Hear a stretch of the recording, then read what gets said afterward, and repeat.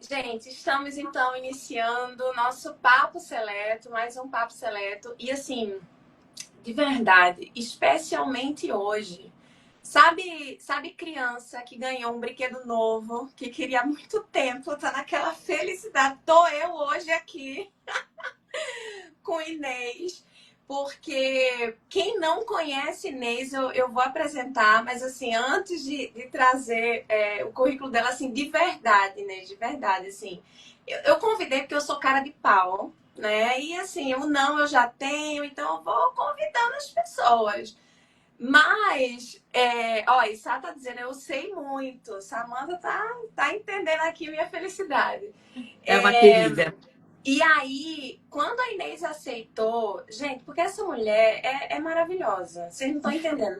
Deixa eu explicar quem é Inês, vou tentar, né? Quem é Inês aqui para vocês? Ela é psicóloga também, somos colegas de profissão.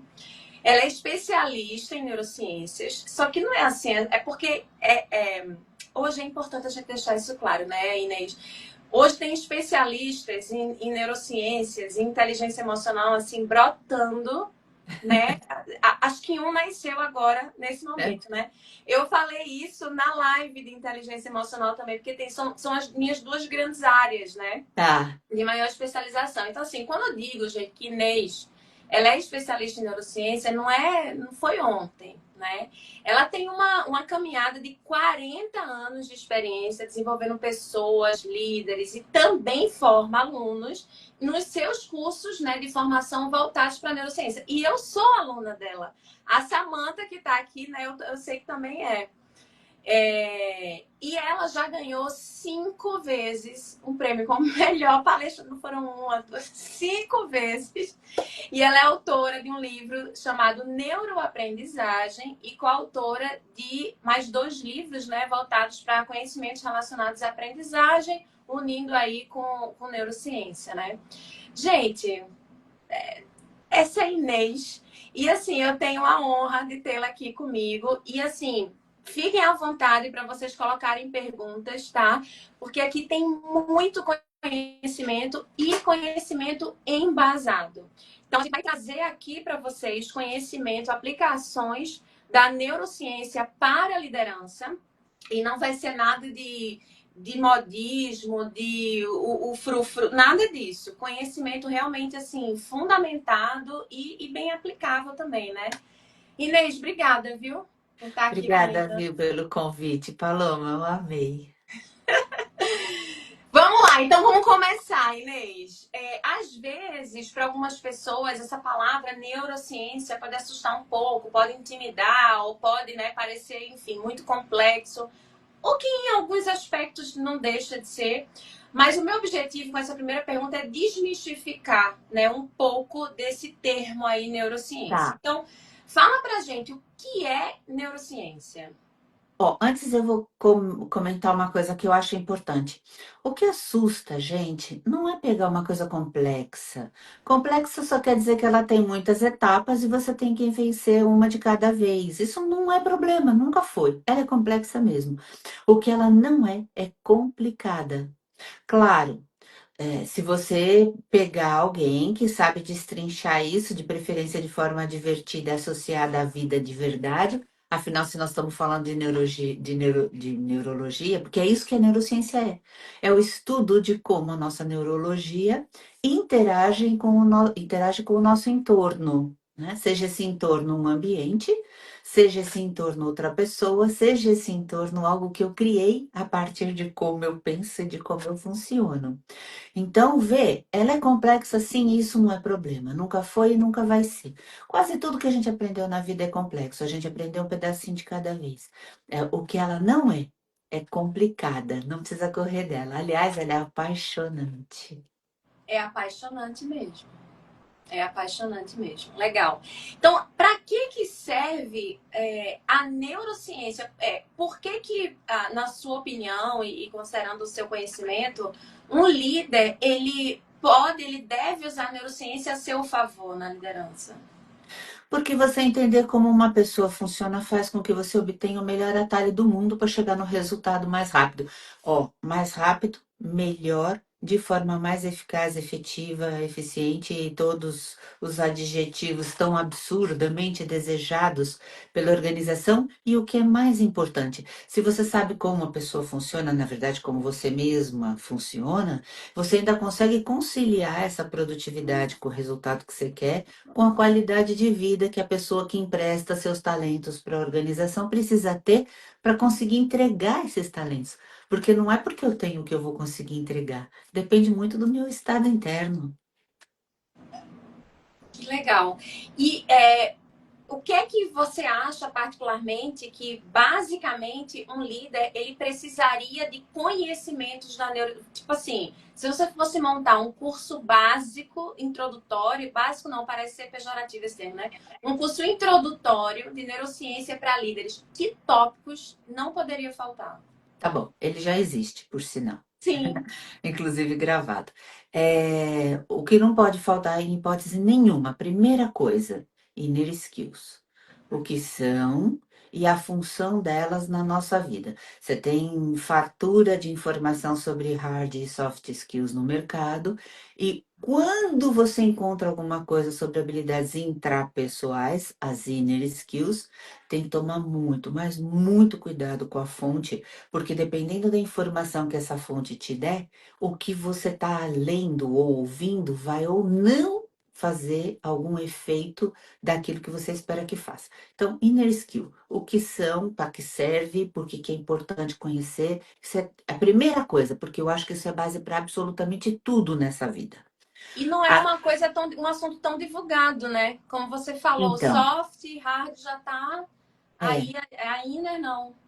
E não é divulgado porque das três habilidades, ela é de longe a mais complexa e de mais longe ainda a mais desafiadora, porque se trata justamente de começar em você. Para começar em mim, eu tenho que, em primeiro lugar, admitir que alguma coisa precisa melhorar ou que alguma coisa está com defeito, está funcionando mal. E esse primeiro passo exige da gente um autoconhecimento que já é uma inner skill muito grande. E a verdade é que o mundo inteiro ele está configurado para a gente olhar para fora, não para dentro. Que é precisamente o que a psicologia, a psicanálise, Jung e Freud já falavam de longa data, né? A frase do Jung, quem olha para dentro acorda, quem olha para fora sonha. É claro, aqui fora só tem percepção, não tem realidade. Tem realidade, mas o que passa, o que importa é a minha percepção dela. Logo, é um sonho, é só um sonho. Então, olhar para dentro significa isso. Se eu me conheço, eu sei como eu estou me sentindo, e se eu não estou legal, eu sei que eu não vou entregar o melhor de mim. Então, o que que vai acontecer? Eu vou chegar para minha equipe e vou dizer, por favor, revisem o que eu acabei de fazer. Hoje eu não estou legal, hoje eu não estou conseguindo focar e eu estou precisando do olhar estrangeiro para me dizer se eu pipoquei aqui. Você entendeu que além de autoestima, de autoconhecimento, aqui tem que ter também muita autoestima e autoconfiança? Porque eu estar num estado negativo não significa que eu seja incompetente. São coisas completamente diferentes. E tudo E, isso você e trabalha em inner skill. isso é um ponto muito importante. Você está trazendo uma questão de demonstrar vulnerabilidade, né? E Isso. essa demonstração de vulnerabilidade requer coragem. As pessoas acham que são antagônicos, mas uma coisa caminha com a outra, né? Exatamente. Outro item que não pode faltar, neurocomunicação. Hoje, ó, eu vou falar para você, a comunicação é a única ferramenta do universo que a gente tem para existir, para se relacionar com o mundo e para se relacionar com a gente mesmo, porque o que a gente diz para a gente faz uma diferença gigantesca. E a gente ainda está engatinhando nessa ferramenta. São pouquíssimas gerações em que, de verdade, a linguagem passou a ser acessível a 100% das pessoas no planeta. E olhe lá, e olhe lá. Mas muito bem. Hoje nós já sabemos, apesar de tudo que ainda falta para descobrir, hoje a gente já sabe que determinadas palavras e a forma como determinadas coisas são ditas causam um impacto tão gigantesco na neurologia que vão influenciar a nossa resposta e, consequentemente, os resultados. Ninguém se comunica para nada. Não existe para nada. A gente se comunica para obter alguma coisa como resultado. Não interessa que coisa seja essa. Então, eu preciso entender se o estado que eu estou estimulando na outra pessoa vai de verdade na direção e ao encontro do que eu quero que ela me entregue como resposta.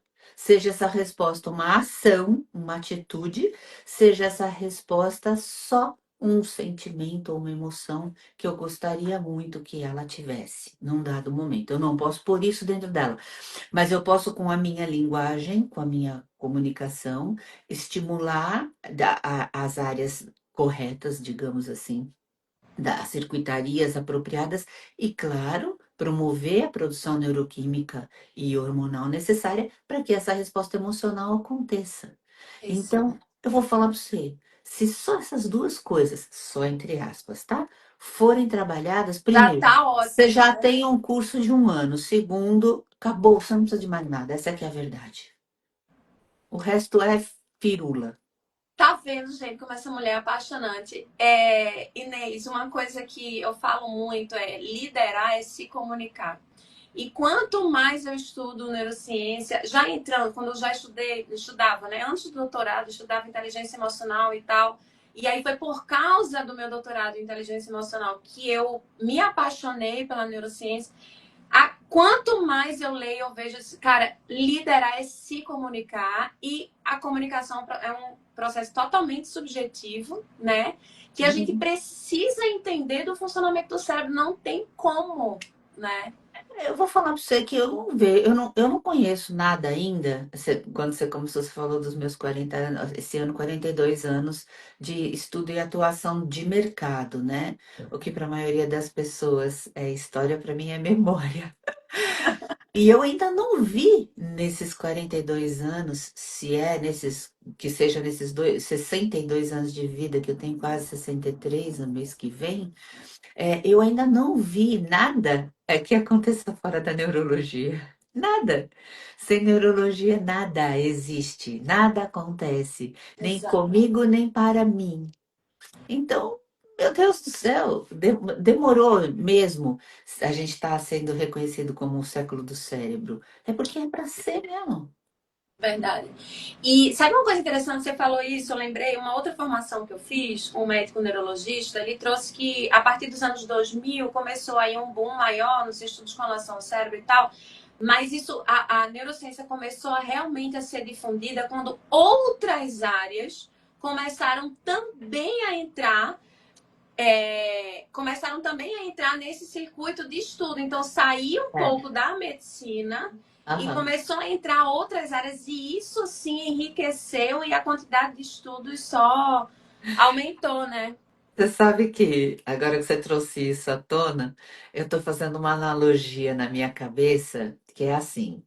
ah, Vamos lá. Você é uma mulher casada, já está por aqui. Não é nem por aqui, é por aqui de algumas, se não muitas, das atitudes do seu marido. E pensando seriamente em largar ele, em se separar. Ah, isso aqui não tá dando mais, ou simplesmente ficou morno e nada mais acontece. O olho não brilha, a pele não arrepia, até outra mulher olhar para ele com olhos de interesse. A neurociência era só uma coisa que acontecia dentro dos laboratórios, dentro das universidades, e que, de verdade, era só o dia a dia de alguém. Até que um estrangeiro começou a se apaixonar por ela e a enxergar que aquilo é vida, não é só teoria e conceito, é vida. E começou a dar vida a ela. Aí sim, quem de fato era neurocientista, começou a enxergar o poder, a importância, o valor que ela tinha. Se eu não tirar o olho do microscópio, onde eu estou estudando um neurônio, uma célula, eu não vejo a inteireza daquilo para uma vida humana.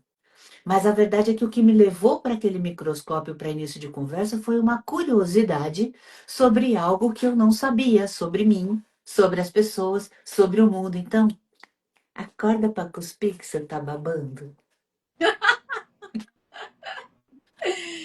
É isso, muito legal. A Sá, ela comentou aqui, né, quando a gente estava falando da vulnerabilidade, o líder saber lidar, né, com essa vulnerabilidade.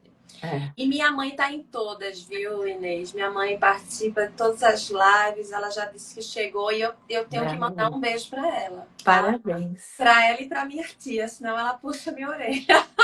Mande, mande, mande.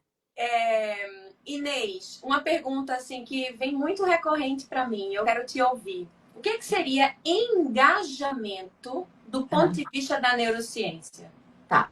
Então, vou primeiro no conceitual, depois a gente bota um colorido nisso, tá bom? O conceitual é aquele povo dentro do, olhando o microscópio, sabe? E aí, só lembrei de uma frase de uma música do Oswaldo Montenegro, em que ele diz, fala sobre o fim de uma relação, ele diz, você não perdeu seu brilho, eu que perdi como enxergar. Então, olha só, o engajamento, teoricamente, é você empenhar 100% das tuas capacidades, recursos, atitudes, motivações em alguma coisa por um X de tempo, sabendo que esse X de tempo é limitado e não pode ser para sempre. Não existe para sempre, Que é um ok? gasto energético altíssimo. Exatamente, exatamente. Então é isso, alocação de recursos para uma coisa por um período de tempo. Agora, é, a primeira coisa que precisa acontecer para eu me engajar em algo de verdade, e aí eu tenho que entrar em níveis neurológicos, não tem como fazer isso de forma diferente, porque existe uma hierarquia de valores e de peso, né, em como a nossa neurologia reage ao quê. Então, na base de tudo, você tem os ambientes, que são os quandos e ondes a gente vive e opera, existe. Acima disso, os comportamentos, a gente faz coisas nesses ambientes.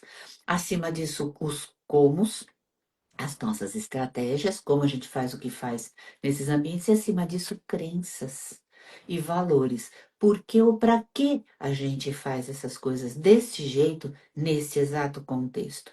Então, se eu não tiver uma crença que me engaje, eu não me engajarei. E aí eu vou dar o mesmo exemplo que eu dei domingo para vocês na aula, do Dia dos Namorados no Shopping São Caetano, que é aqui pertinho, né?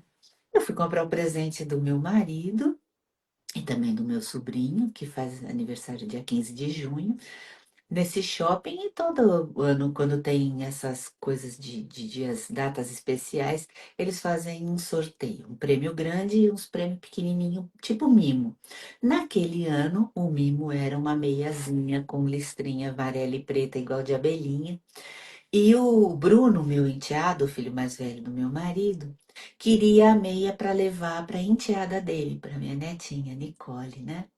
E eu, naquele ano, no shopping, eu nem tinha feito muitas compras, não. Eu tinha comprado mesmo os presentes que eu queria dar para o meu marido, o que eu queria dar para o Davi, meu sobrinho, e estava pronta para vir embora. Não tinha muito movimento no shopping, não tinha fila, porque já existia o aplicativo, então bastava você escanear a notinha e estava tudo feito. Aí você recebia, a máquina cuspia os cupons, a quantidade de cupons de acordo com o seu gasto, e era jogar numa boca de urna. Acabou. Acabou. Era só isso mesmo.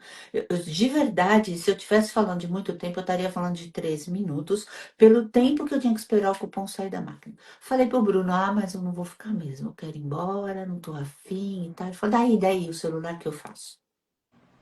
E é claro que se eu estou contando essa história, é porque eu fui a feliz ganhadora de um Nivus 0 km, completo, recém-lançado. Para você ter uma ideia Uau! do quanto isso era objeto de desejo em 2022, ele saiu do estacionamento do shopping direto para o novo dono. Eu vendi em menos de 24 horas, com o preço acima da tabela, porque estava dificílimo de conseguir, de achar. Aí eu te pergunto, Claro, para que que o shopping faz isso? Engajamento. Eles querem que os clientes se engajem nas compras, que escolham aquele shopping e que realmente coloquem seus cupons na urna, porque significa que eles consumiram. Muito bem. Então eu me perguntei, por que caramba? Eu tinha as hard skills. Eu sabia perfeitamente bem abrir o. Se eu nem tivesse o aplicativo e eu tinha, eu sabia baixar o aplicativo, eu sabia preencher o que era necessário fazer para fazer meu cadastro, escanear as notas, eu sabia pegar o cupom da máquina, eu sabia jogar de certinho na frestinha da urna. Eu sabia. E hard skill eu tinha. E soft skill não preciso nem falar. Todos os comportamentos necessários para isso acontecer, eu também tinha. Por que que eu não fiz? Porque a skill que na verdade estava importando para esse engajamento, e é a que importa para qualquer engajamento, é a inner skill chamada crença. A minha crença, que eu nem sabia que estava operando, por isso que eu falo, crença é tipo orar e vigiar. Você não sabe o que está no inconsciente, velho. Você não sabe. A minha era, quando a esmola é muito, o santo desconfia. Imagina que só com isso eu vou ganhar um carrão desses. Na minha cabeça, aquilo era comprado, já o dono já estava definido. Depois minha irmã, que é advogada, me explicou que não, que tem lei, que tem blá, blá, um monte de coisa. Bom, hoje eu preencho cupom até de supermercado e posto de gasolina. Mas a verdade é que era essa crença. Se a esmola é muita, o santo desconfia. Então, isso não deve ser verdade, eu não vou gastar. E aí, vamos voltar para aquela questão de que o cérebro é econômico, eu não vou gastar energia nenhuma. Não é pouca, é nenhuma, é zero. A gente está desenhado evolutivamente para não gastar, para economizar energia sempre que possível. Se precisar, eu gastarei. Mas se não precisar, e a minha crença dizia que não precisava, que não valia a pena, eu não me engajaria.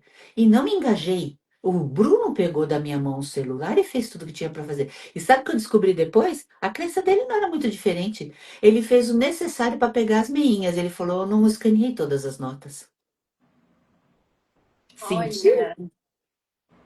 Significa que era para ser meu mesmo, aquele carro. Que foi só duas notas que foram para a urna, das acho que quatro ou cinco que eu tinha. Em todo caso, isso é engajamento do ponto de vista da neurociência, conceitualmente e na prática, ao vivo a cores e em 3D, com exemplo vivo.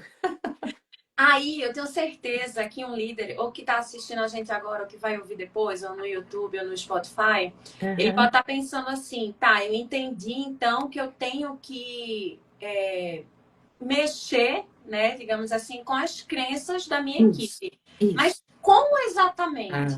isso é moleza.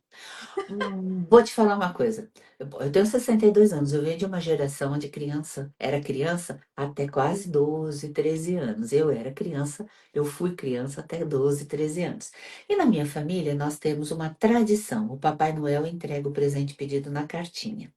Então, até 12, 13 anos eu acreditava em Papai Noel. É uma crença. De todas as crenças são aprendizagens, tá? Eu aprendi que era assim que eu ganhava aquele presente especial. Muito bem. Então Ah, eu só tenho, uma pausa aqui, que eu acho que isso é importante. Gente, ó, o que Inês falou, todas as crenças são aprendizagens. Beleza. sim, condensadas em uma frase ou uma ideia só, que a gente vai chamar de crença. Acredito que eu aprendi a acreditar que eu não nasci acreditando nisso. Mas muito bem. Então eu estou lá na minha posição de acredito e tá tudo bem. Até que eu começo a receber um conjunto de informações, nós chamamos tecnicamente de evidências, através dos meus sentidos, que começam a me colocar aberta a duvidar da minha crença. Por exemplo, a voz do Papai Noel ser muito parecida com a do meu tio, o olhar muito parecido com o do meu tio. Toda vez que o Papai Noel aparecia misteriosamente, meu tio desaparecia de cena. Então, do meu ponto de aberta a duvidar, eu chego para minha mãe e digo: estou muito desconfiada desse Papai Noel. Ela me diz: vem cá, vem cá. Vou te falar a verdade, mas não conta para os pequenininhos. Acredito, fico aberta a duvidar em função de evidências que recebo e que contrariam a minha crença inicial, não acredito mais. Simples assim. Então, o que é que o sistema precisa para mudar uma crença? Ele precisa de informação. Ele precisa de evidências que contrariem a tal crença, nesse caso, uma crença limitante. Qual foi a evidência que fez com que eu parasse de acreditar que quando a esmola é muito, o santo desconfia? O carro ganhar univos, entendeu? E isso é importante deixar claro que quando você traz assim, para que a gente consiga mudar, né? Enfim, a palavra talvez não seja melhor convencer o outro, mas enfim, trabalhar com essa crença para alterar essa crença e assim conseguir engajar o time. Você Veja, trouxe, eu tenho que trazer evidências. isso. Isso é importante, evidências que mostrem, né, que o que você acredita não tá tão, né, tão Não tem lógico, fundamento. não tem É, fundamento. isso é só uma E crença. isso, e é importante deixar claro que isso independe do perfil comportamental da pessoa. Porque é o Com certeza. cérebro, a gente tá falando de cérebro aqui. Neurologia. A distribuição funcional do cérebro é a mesma para 8,2 bilhões de humanos e humanas, com raríssimas exceções. Pois é. É, agora, tem uma coisa, o problema, né? Eu diria que mais de 90% das nossas crenças são inconscientes, não são conscientes. Então, como é que eu mudo uma crença que eu não sei que existe? Então, quando eu mostrei para vocês, eu uso uma tabela e não uma pirâmide, né? Quando eu mostrei para vocês a tabela de níveis neurológicos, tanto para vocês verem aí as hierarquias, quanto para vocês verem na horizontal a que área do sistema nervoso cada questão psicológica estava ligada, ali também aparece o fato de que as crenças são invisíveis, elas não podem ser vistas. É diferente de ambiente e comportamento que são visíveis. Você lê ambiente e comportamento. É a partir dele que você diagnostica valores e crenças e também as estratégias, né? O como. Muito bem. Então, o que que você precisa? E aqui a gente começa a entrar num ambiente, numa situação delicada. Você precisa que o líder tenha maturidade e saiba fazer leitura comportamental. Mas os líderes não foram educados, preparados para fazer isso, entende? Aliás, pouquíssima gente foi. Pouquíssima gente. Se a gente tivesse aprendido inteligência emocional na escola, saberia ler mais ou menos o que a gente acabou de falar causou no outro, o que aconteceu causou, como é que ele está ou deixa de estar, como é que ele está chegando aqui hoje para trabalhar. Por que, se era tão simples e fácil, e eu já vi que ele tinha as competências necessárias, por que ele não fez? Porque é uma pergunta que dispara o sistema nervoso autônomo, no sistema nervoso autônomo, crenças e valores. Por que ele não fez? Eu tenho que aprender a diagnosticar ou investigar isto, ou eu preciso ter uma business partner ou um business partner capaz de fazer isso e me comunicar. Eu só vou dizer para ele: olha só, ela tinha só que jogar, escanear as notas e jogar os cupons na urna. E ela não queria fazer de jeito nenhum. Por que que ela não fez? Teve que delegar para outra pessoa da equipe. Por que que ela não fez? Aí, vamos sentar e conversar. E aí, essa pessoa, que essa sim estudou para isso, tem habilidade, tem competência, tem vocação, tem talento, tem prática, vai me dizer, então, veja só, ela acredita que isto é verdade. Você precisa E provar para ela que não é. é muito bom isso que você está trazendo. E se você me permite, eu queria acrescentar com uma escuta ativa também, né? Que faz parte dessa leitura. Claro, E escutar claro. também faz parte dessa leitura, porque, por exemplo, imagina que, sei lá, a equipe, o líder tá, sei lá, reunindo a equipe, início de mês, vão apresentar as metas do mês, e aí alguém solta, mas isso nunca que a gente consegue. A Uhum. outra empresa conseguiu porque, sei lá, é muito maior, a gente é menor, a gente não consegue. Isso agora é óbvio, gente. Eu estou trazendo aqui um exemplo de uma meta que é desafiadora, mas é alcançável. Tudo, né? Como a gente trouxe. Para quem chegou agora, como a gente trouxe, muito bem fundamentado. Mas ainda assim vem esse tipo de discurso, né? Como é que você acha que um líder poderia agir? Porque isso traz uma crença, né? Nossa Sim. equipe não consegue. Como é que Uhum. você acha, do ponto de vista da neurociência, que um líder poderia agir nesse contexto, por exemplo? Eu vou responder com uma provocação e um pedido de desculpa antecipado, na medida em que eu vou contar como, mas não vou dar o passo a passo ou o caminho, porque isso implicaria em queimar uma das atividades mais poderosas que eu criei até hoje, ok? Uau! É assim, para começo de história, você precisa de um diagnóstico. É claro que é importante que você enxergue que existe uma crença limitante ali, é claro.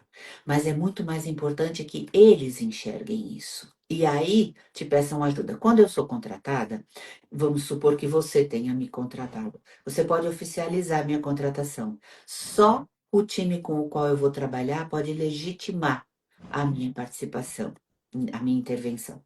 Então eu começo sempre com uma atividade que vai diagnosticar, que vai explicitar, vai trazer todas as evidências de que a crença limitante está ali. Ou seja, que o limite está ali, que determinada competência, que determinada visão, que determinado talento não está entregue. Ponto final. Então, eu tenho esse jogo, na verdade, você compra ele em mercado, aqui eu vou comprando os jogos. Eu vejo o que que o jogo pede. Pelo que ele pede, eu sei que competências ele vai desenvolver se você usar muito. Tudo aquilo que uma atividade treina, ela primeiro diagnostica. Porque daqui, por exemplo, eu vou falar desse. Eu trabalho bom, eu trabalho zilhões de coisas, são uns 20 ou 25 itens, mas principalmente planejamento estratégico. Porque todos eles acham que estão ali naquele workshop gastando tempo e dinheiro da empresa, porque afinal de contas eles sabem tudo sobre planejamento estratégico. Eu falo, beleza. Então nós vamos fazer um jogo de planejamento estratégico. Se você tem mesmo tudo o que você precisa para isso, a gente vai terminar esse jogo em um minutinho. Beleza? Beleza. Eu dou o jogo. Eu preciso fazer 3, às vezes 4, 5 rodadas para eles entenderem que é possível atender a minha exigência de tempo. Porque quando eu digo, o primeiro eu deixo solto, sempre o limite é de 1 minuto, até 1 minuto, que eles já acham um absurdo. Imagina então quando eu falar que eu vou querer em 50 milissegundos. Mas enfim. Aí eles realizam, só que com peça sobrando, tal e coisa. Aí eu dou um segundo tempo, porque eu digo, agora que você sabe o que você sabe sobre o jogo, agora que você já treinou ele um pouco, volta, replaneja, volta e me entrega com um tempo melhor. E eles conseguem um ganho significativo, de verdade. Mas é assim, significativo é 30%, 20%. Não como na última rodada, que com algum estímulo, ou muito estímulo, dependendo da equipe, eles vão me entregar com 400%, 500% de ganho. Entende?